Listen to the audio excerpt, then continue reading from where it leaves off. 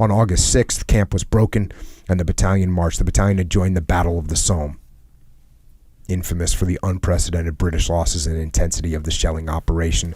The next 4 days were spent in the brigade reserve as before, with hundreds of men sent digging and carrying duties. This work proved more hazardous than the previous week, with 4 killed, 9 wounded, 1 man missing, believed to have blown up.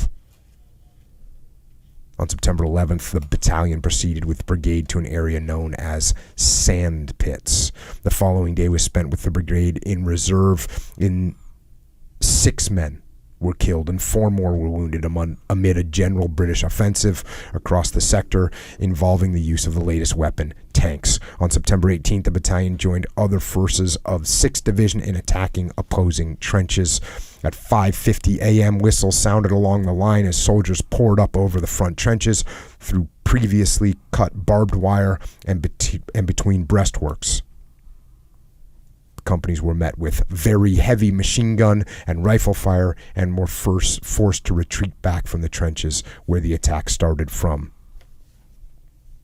The cost was shockingly high, with more than 100 casualties across the battalion and attrition rate of more than 10%.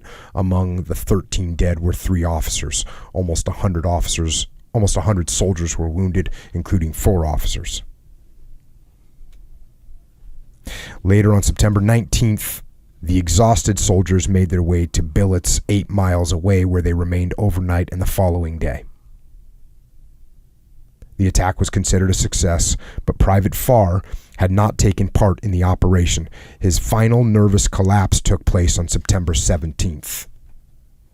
Harry had fallen out sick on September 16th, yet when he made his way to a dressing station the following day, he was not seen because he was not wounded.